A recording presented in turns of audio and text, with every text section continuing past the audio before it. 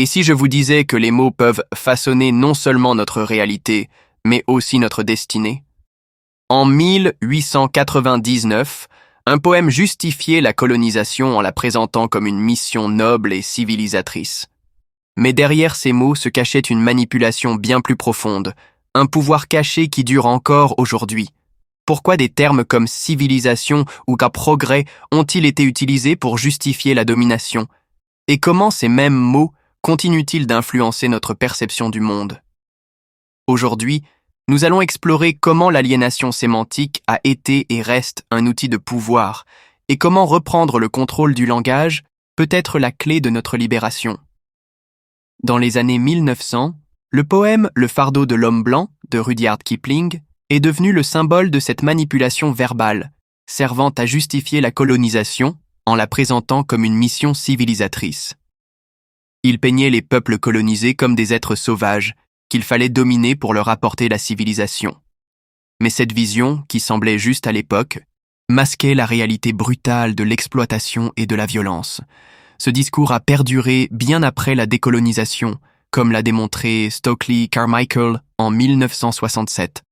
Carmichael a dénoncé l'influence persistante de cette vision coloniale dans les sociétés occidentales, expliquant que les mots utilisés par la société blanche étaient un outil de pouvoir, conçu pour maintenir une hiérarchie raciale. Le contrôle du langage permettait aux dominants de définir la réalité, et ceux qui perdaient ce contrôle se retrouvaient marginalisés, définis par des termes qui ne leur appartenaient pas. Cette aliénation sémantique est ce qui a permis de maintenir le racisme institutionnel, et c'est ce que Carmichael a dénoncé avec force. Mais alors, comment en est-on arrivé là? Pourquoi ces mots, ces définitions, nous paraissent-ils si naturels? C'est là qu'intervient un concept clé, l'aliénation sémantique. Lorsqu'un peuple perd le contrôle des mots qu'il utilise, il perd aussi le contrôle de sa propre identité. Il adopte des définitions imposées, parfois même contre ses propres intérêts. Et c'est exactement ce qui s'est passé avec les populations colonisées et opprimées. Dans la suite de cette vidéo, nous allons voir comment les mots ont été utilisés comme outils de domination et surtout comment s'en libérer. Parce que reprendre le contrôle de son langage, c'est reprendre le contrôle de sa liberté. Comment les mots ont été utilisés pour déformer l'image de l'islam? Saviez-vous que les mots ont le pouvoir de changer notre perception du monde et même notre propre identité? Depuis l'époque coloniale, une manipulation subtile du langage a été utilisée pour transformer la vision que les musulmans ont de leur propre religion. Comment? En remplaçant progressivement les termes islamiques par des mots étrangers, influençant ainsi notre façon de penser sans même que nous nous en rendions compte. Ce n'était pas un hasard. Les orientalistes, ces spécialistes occidentaux du monde musulman, ont mené une véritable croisade linguistique. Leur objectif était clair, modifier les termes islamiques pour imposer une vision occidentale de l'islam. Cheikh Bakr Abu Zaïd l'explique parfaitement. Ils ont remplacé les expressions islamiques par des termes étrangers, modifiant peu à peu leur sens jusqu'à ce qu'ils disparaissent presque totalement. Mais pourquoi changer les mots? Parce que changer les mots, c'est changer les idées. En transformant le langage, on transforme la perception des choses. Résultat? Même les musulmans en sont venus à voir leur propre religion à travers un prisme occidental, influencé sans s'en rendre compte. Et cette influence ne s'est pas arrêtée avec la fin de la colonisation. Bien au contraire. Après le départ des troupes, cette guerre des mots s'est poursuivie à travers l'éducation, les médias et la politique.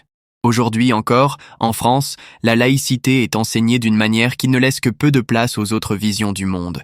Ceux qui ne rentrent pas dans ce cadre sont progressivement marginalisés, exclus du débat public sous prétexte de neutralité. Mais il y a un exemple encore plus frappant, le mot « islamisme ». Ce terme, devenu omniprésent dans les discours médiatiques et politiques, a créé une confusion totale. Beaucoup ne font plus la différence entre islam et islamisme, associant ainsi la religion musulmane à l'extrémisme. Une simple nuance linguistique qui a suffi à déformer complètement l'image de l'islam. Ce phénomène a eu un impact profond sur la perception des musulmans à travers le monde. Mais maintenant que vous en êtes conscient, vous avez un pouvoir, celui de déconstruire ces idées fausses et de redonner aux mots leur véritable sens. Mais cette manipulation des mots ne concerne pas seulement l'image de l'islam dans la société. Elle a aussi un impact direct sur la façon dont les musulmans eux-mêmes perçoivent leur religion et la pratiquent. Les mots façonnent notre compréhension du monde. Lorsqu'on change la terminologie d'une chose, on en change aussi le sens profond. Et c'est exactement ce qui s'est produit avec de nombreux concepts islamiques. Des termes autrefois clairs et précis ont été transformés, vidés de leur essence, ou pire, remplacés par des idées totalement étrangères à l'islam. Prenons quelques exemples concrets. Certains mots-clés de la spiritualité musulmane ont perdu leur signification originale sous l'influence des traductions biaisées et des discours dominants. D'autres ont été volontairement redéfinis pour imposer une vision déformée de l'islam. Alors, quels sont ces mots? Comment ont-ils été détournés? Et surtout, quelles conséquences cela a-t-il sur la foi et la pratique des musulmans? C'est ce que nous allons voir tout de suite. Les mots ont un pouvoir immense. Ils peuvent à la fois éduquer et tromper. Ils peuvent unir ou diviser, clarifier ou embrouiller. Mais ce pouvoir peut être détourné, notamment pour manipuler l'opinion publique. Un exemple frappant est l'utilisation du terme « islamisme » dans les médias. Depuis des décennies, la haine envers les musulmans en France n'est pas apparue spontanément. Elle a été cultivée progressivement, alimentée par une terminologie soigneusement choisie pour stigmatiser la communauté musulmane. Parmi les mots les plus utilisés figure « islamisme », un terme qui, malheureusement, a fini par désigner non seulement les extrémistes, mais aussi les musulmans pratiquants, visibles et militants. En fait, il est souvent utilisé pour décrire une personne qui porte une barbe, qui prie ou qui défend publiquement sa foi, comme si la simple pratique de l'islam était liée à des comportements violents. Ce phénomène n'est pas nouveau. Bien avant notre époque, des savants musulmans comme Ibn Hazm avaient déjà alerté sur les dangers de l'utilisation des mots pour manipuler les masses. Il expliquait que des mots qui se ressemblent, mais qui ont des significations cachées, peuvent être utilisés pour semer la confusion. Selon lui, les prêcheurs du mal ont exploité cette confusion pour contrôler les gens. C'est pourquoi, dans ses écrits, il insistait sur l'importance de comprendre et de différencier les significations des mots. À travers les siècles, le terme « islamisme » a connu plusieurs significations et a été utilisé de manière très différente selon les cultures et les contextes. Si les musulmans veulent combattre efficacement la propagande islamophobe qui existe dans les médias occidentaux, il est essentiel de comprendre cette histoire et de voir comment ce terme a été détourné pour façonner une image erronée de l'islam et de ses pratiquants. Il est important de noter que cette manipulation des mots n'est pas un phénomène isolé. D'autres termes ont également été utilisés pour stigmatiser et déshumaniser des groupes tout au long de l'histoire. Prenons l'exemple du mot « nègre », qui, pendant longtemps, a été utilisé pour décrire une population entière de manière péjorative. Cette utilisation linguistique a été un outil puissant de dévalorisation, de contrôle social et de justification de l'oppression.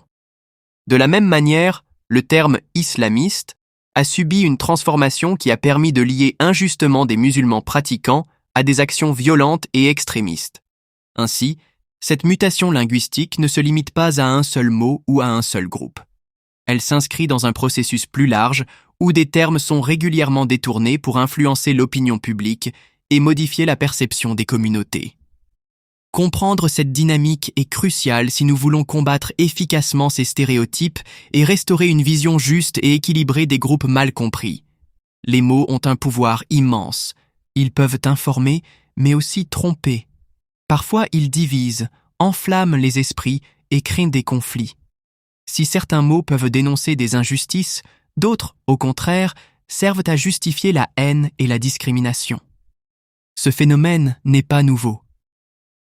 Bien avant George Orwell, des savants de l'islam avaient déjà mis en garde contre l'utilisation des mots pour manipuler les masses. Ibn Taymiyyah et Ibn Hazm, il y a plus de 1000 ans, alertaient déjà sur les dangers de cette manipulation. Ibn Hazm, dans ses écrits, disait « Le plus grand mal vient de l'utilisation de mots qui se ressemblent mais qui cachent des sens différents. Ces mots ont permis aux prêcheurs du mal de semer la confusion et de manipuler les masses. Ce problème de manipulation des mots est particulièrement visible dans les médias aujourd'hui. En France, par exemple, la haine contre les musulmans ne s'est pas formée du jour au lendemain. Elle a été alimentée pendant des décennies, notamment par une terminologie médiatique qui a été soigneusement construite pour stigmatiser cette communauté. Le terme islamiste en est un exemple frappant. Utilisé à tort et à travers, il est souvent employé pour désigner non seulement des musulmans pratiquants, mais aussi des militants, des extrémistes et parfois même des terroristes. Ce mot, qui a pris diverses significations au cours des 3 derniers siècles, a largement contribué à cette image négative des musulmans.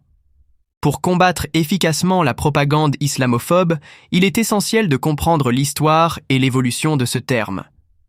Si les musulmans n'ont pas une vision claire de la manière dont ce mot est utilisé dans les médias, il leur sera difficile de lutter contre l'image déformée qui leur est souvent attribuée.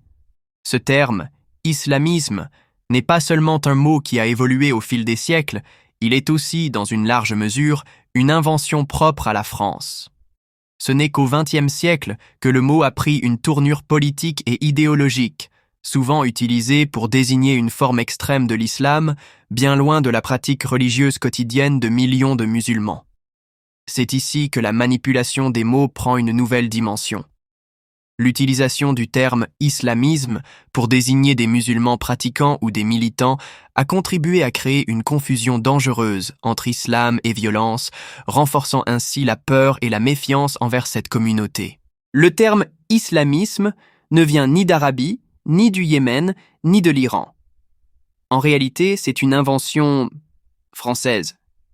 Tout comme le camembert ou l'islam de France, ce mot a été créé en France et n'est pas reconnu par la communauté musulmane. En fait, ce terme a été introduit au XVIIIe siècle par Voltaire, qui l'utilisait pour désigner la religion des musulmans, bien avant que l'on y ajoute une dimension politique. Mais pourquoi le terme a-t-il disparu ailleurs, notamment dans le monde anglophone ? Eh bien, dès le début du XXe siècle, les anglophones ont décidé d'abandonner ce mot pour utiliser islam, le terme que les musulmans eux-mêmes préfèrent. Ils ont choisi de respecter leur vocabulaire et de ne pas associer la religion à une connotation politique. Ce n'est qu'en France, dans les années 1970, que le terme islamisme a refait surface, mais cette fois avec une connotation différente.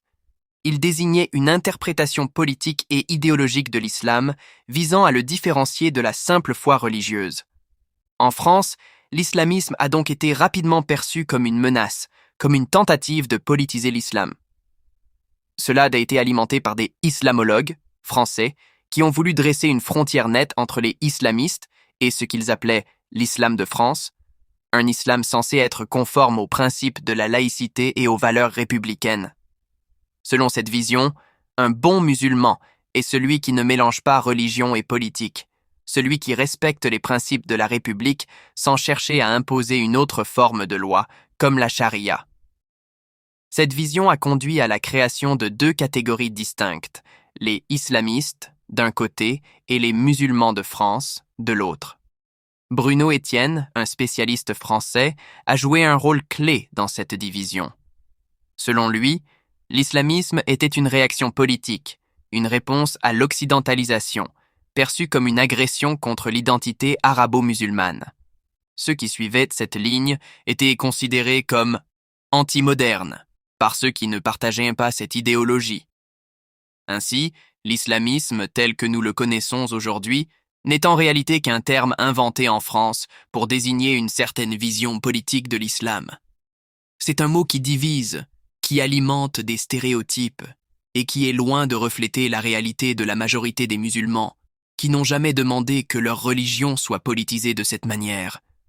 Mais alors, si l'islamisme est une invention française et qu'il divise tant, on peut se demander, est-ce qu'il a vraiment un sens ? En réalité, islamisme est un terme qui ne veut pas dire grand-chose. C'est une étiquette qui a été collée à une diversité de pensées et de mouvements, sans vraiment cerner ce qu'est l'islam dans sa globalité.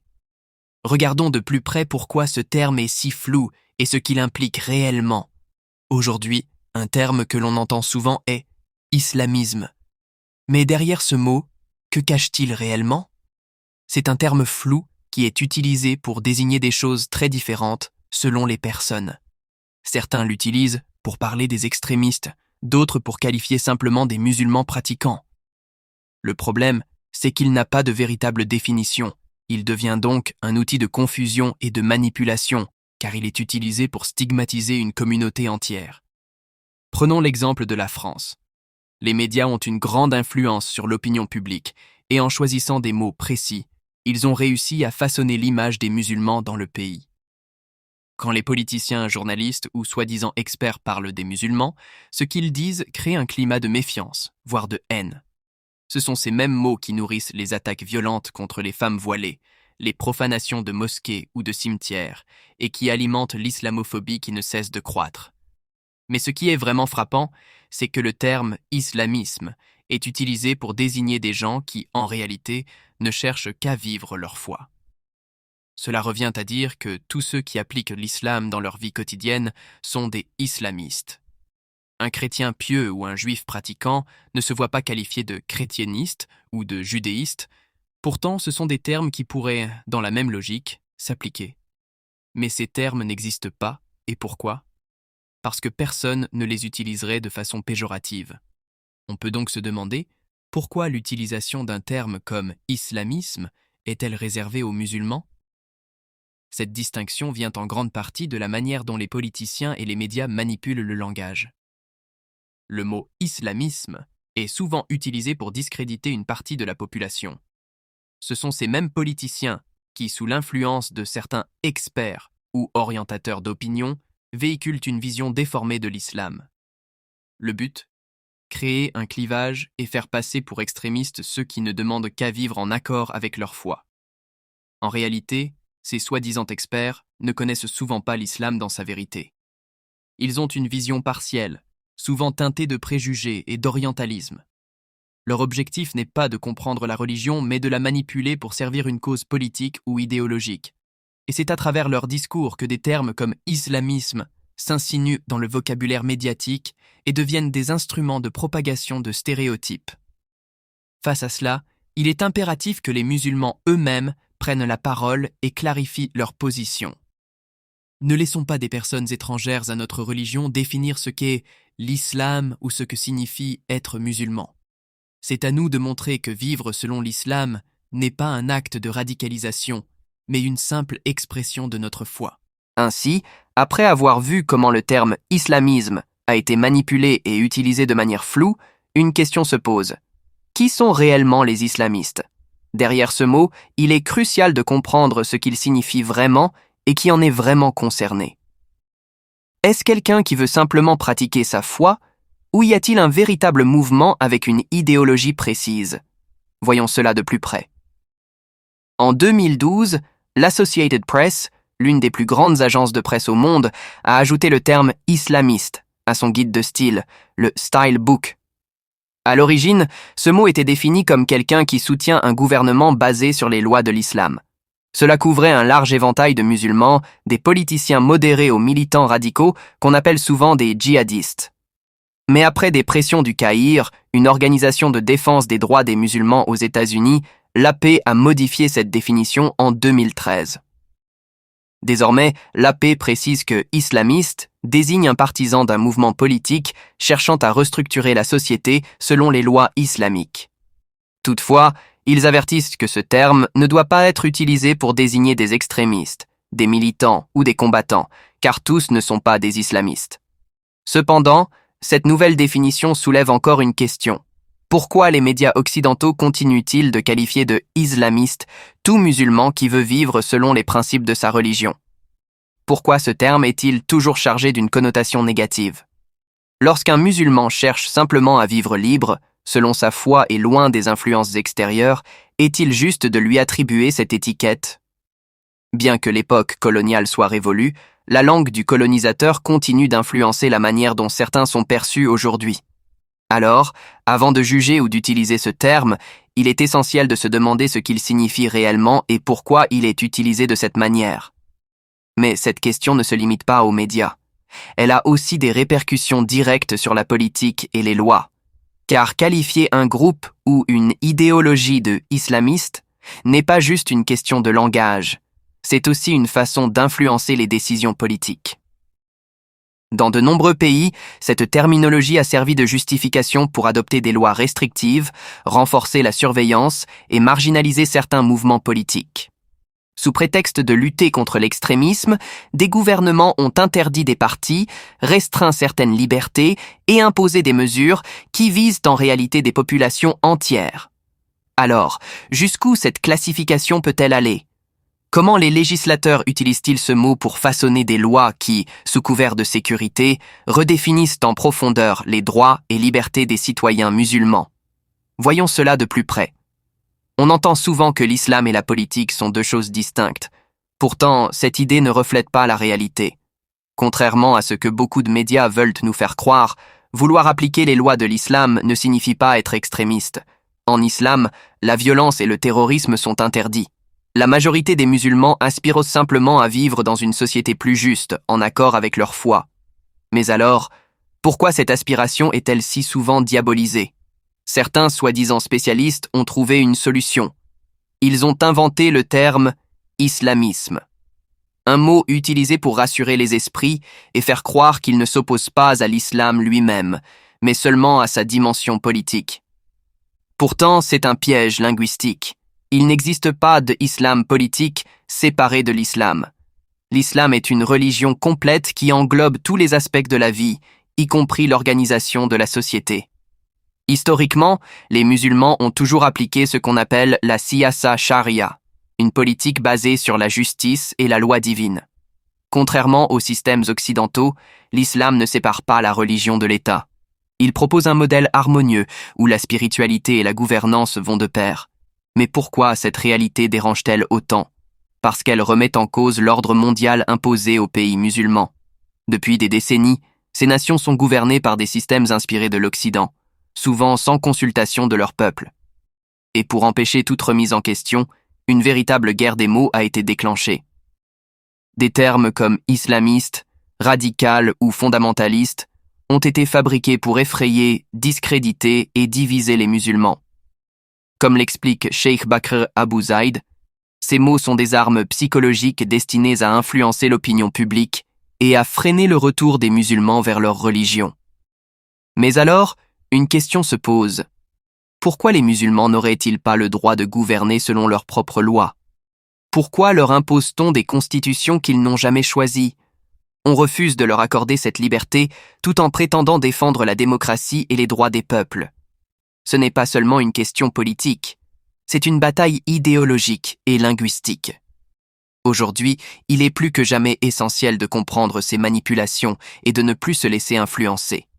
Et c'est là qu'intervient un autre outil puissant de manipulation, la conquête terminologique. Il ne s'agit pas seulement d'inventer des mots, mais de leur donner une charge émotionnelle négative pour orienter la pensée des gens sans qu'ils s'en rendent compte. Comment cette stratégie fonctionne-t-elle ? Qui décide des mots à utiliser et dans quel but ?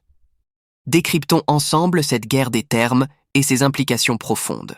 Depuis plusieurs siècles, l'Occident cherche à réformer l'islam sous couvert de modernisation, mais cette réforme ne passe pas par une confrontation directe. Elle se joue à travers les mots. C'est ce qu'Ibn Hazm soulignait déjà, ceux qui maîtrisent le langage peuvent contrôler les esprits.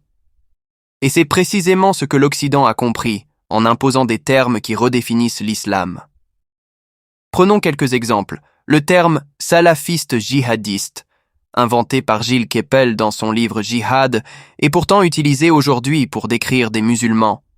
Ou encore la classification des salafis en quiétistes, politiques et djihadistes, une création de Quentin Viktorovich, membre du Conseil national de sécurité de la Maison-Blanche. Ces concepts ne font qu'ajouter de la confusion et alimenter la mauvaise perception des musulmans. Mais ce n'est pas tout. Les élites arabes, souvent influencées par l'Occident, reprennent cette terminologie et l'utilisent dans leurs médias. Plutôt que de suivre les définitions des savants islamiques, elles adoptent celles des soi-disant experts occidentaux. Cette adoption de termes étrangers n'est pas sans conséquences. Les médias arabes, par exemple, emploient aujourd'hui le terme « islamiste » pour décrire tout musulman souhaitant appliquer l'islam dans sa globalité. Cela participe à une séparation entre ce qui est perçu comme un musulman modéré, un musulman qui adhère aux valeurs occidentales, et le islamiste, celui qui applique pleinement sa foi. Ce langage est un outil de manipulation visant à marginaliser ceux qui, dans leur foi, rejettent la vision séculière du monde. Et tout cela s'inscrit dans un projet plus large de laïcisation de l'islam. L'objectif est clair: déconnecter les musulmans de leurs traditions religieuses et de leur histoire en les forçant à adopter des valeurs étrangères. Cela ne date pas d'hier. Les dictateurs des pays arabes, tels que Kadhafi, Bourguiba ou Al-Assad, ont été complices de ce projet, soutenu par l'Occident, en réprimant brutalement ceux qui pratiquaient ouvertement l'islam. En Libye, enseigner l'islam pouvait conduire à la peine de mort. Et en Tunisie, prier à la mosquée le matin vous rendait suspect. Ce projet a produit des sociétés où l'islam est réduit à une spiritualité privée et personnelle, loin de son caractère universel et public. Pour les élites libérales, il s'agissait de transformer l'islam en une simple conviction individuelle, déconnectée de tout système de gouvernance. Mais pour les musulmans traditionnels, l'islam est une religion universelle, qui façonne la société, les lois et les comportements. En fin de compte, la laïcisation de l'islam est tout aussi improbable que d'islamiser la laïcité. Les musulmans doivent se libérer de cette manipulation terminologique et refuser les termes imposés par l'Occident. Il est crucial de se rappeler que l'islam est une religion à laquelle on adhère totalement, ou pas du tout. Ainsi, en manipulant les mots et les concepts, l'Occident a cherché à imposer une vision déformée de l'islam et de ses pratiquants, tout comme d'autres groupes ont vu leurs identités redéfinies à travers une lentille extérieure. Mais il est essentiel de comprendre qu'une partie de cette bataille réside dans le droit à la définition. Qui a le droit de définir ce qu'est l'islam, ce que signifie être musulman, et comment se construiront les identités dans un monde où chaque terme peut être transformé et manipulé.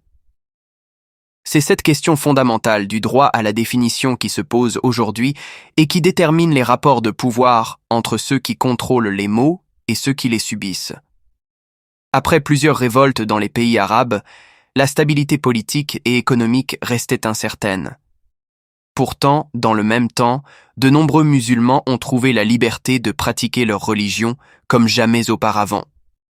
Progressivement, certains pays ont commencé à se libérer des anciens dirigeants qui imposaient des constitutions européennes qu'ils interprétaient à leur manière, ce qui a permis un réveil intellectuel.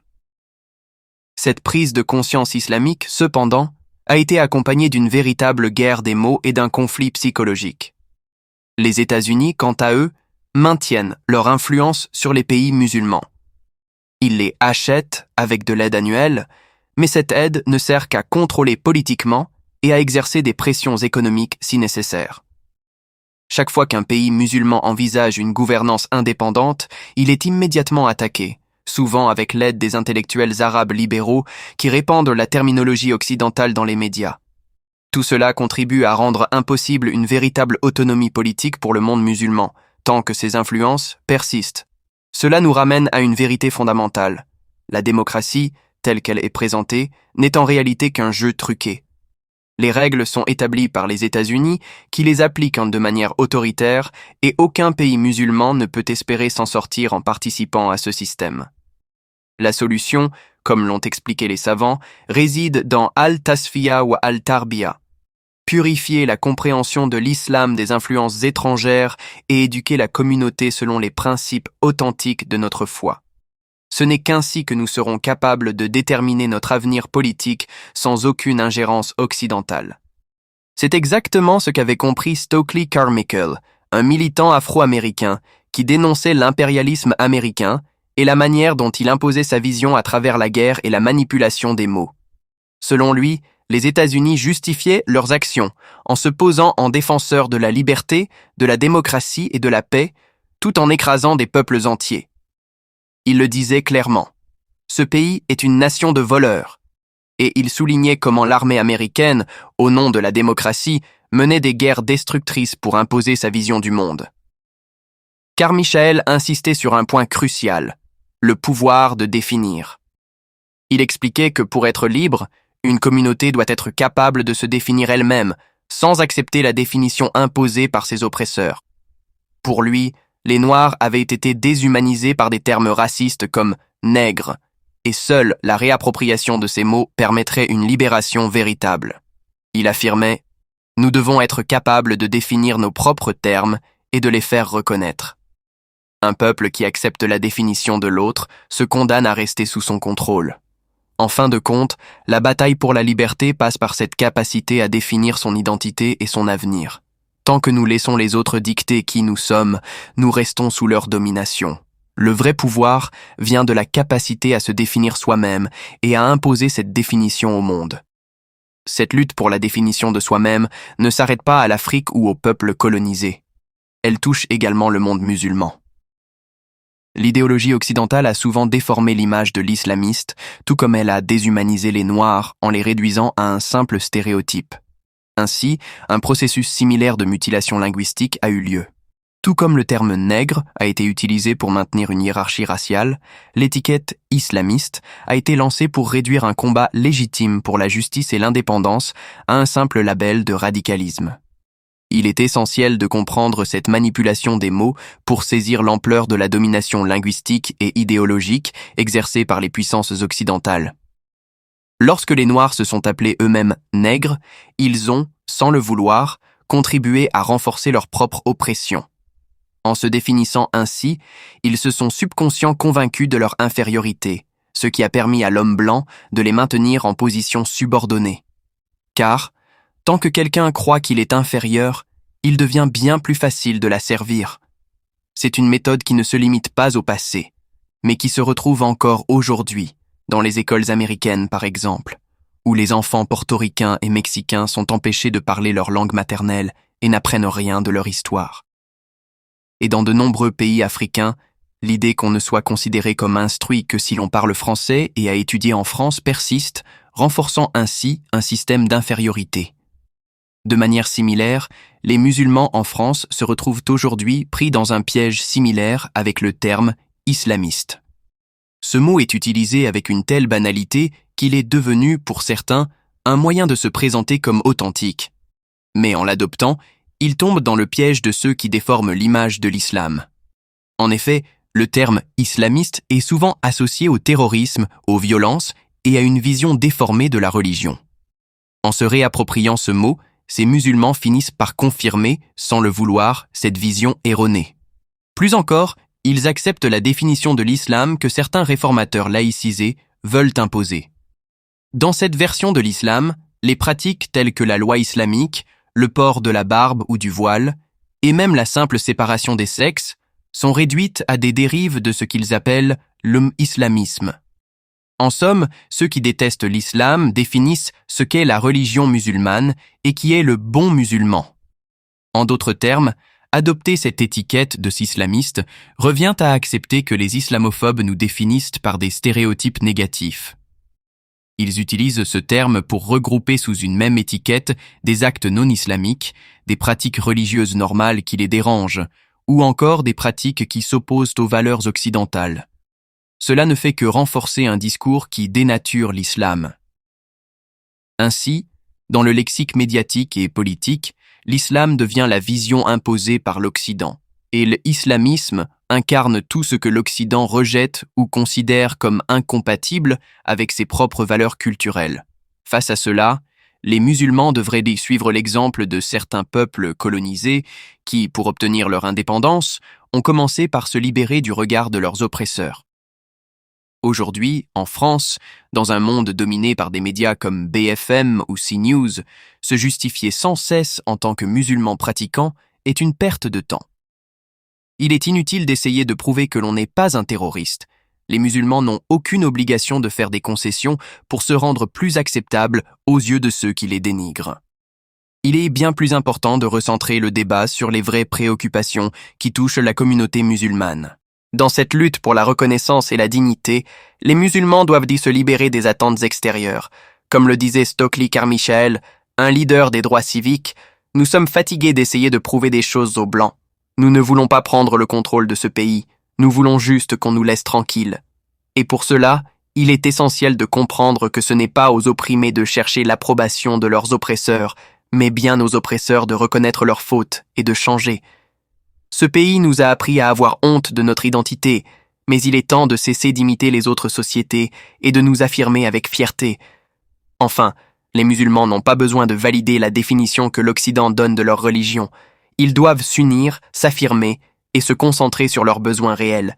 Ce n'est pas aux musulmans de prouver qu'ils ne sont pas des terroristes, mais aux autres de reconnaître la responsabilité du passé colonial et de ses conséquences sur le racisme anti-musulman aujourd'hui.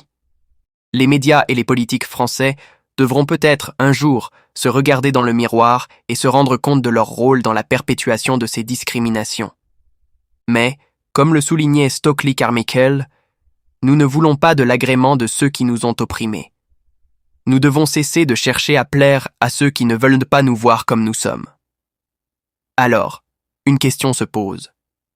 Si nous cessons d'accepter cette étiquette imposée par ceux qui nous dénigrent, et si nous commençons à affirmer notre propre vision de l'islam, où cela nous mène-t-il? À quand la fin de cette manipulation, de cette distorsion de notre religion sous le nom d'islamisme? En France, on observe un véritable malaise au sein de la communauté musulmane, un malaise alimenté par la minimisation du problème de l'islamophobie. Ce phénomène est d'autant plus prononcé que des termes négatifs sont utilisés par les médias, les politiques et même les chercheurs. Ces mots, loin de refléter une réalité objective, participent à une stigmatisation qui affecte profondément les musulmans.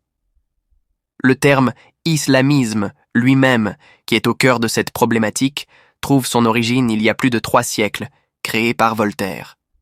À l'époque, l'écrivain, très critique envers l'islam, qualifiait même le prophète Mohammed de cruel et fourbe. Cependant, Voltaire, au fil de ses recherches, a révisé ses jugements et a fini par reconnaître la sagesse et la tolérance de l'islam. Dans ses écrits plus tardifs, il a salué la religion de Mohammed, soulignant son caractère chaste, sage, humain et tolérant. Une évolution qui contraste fortement avec l'utilisation actuelle du terme.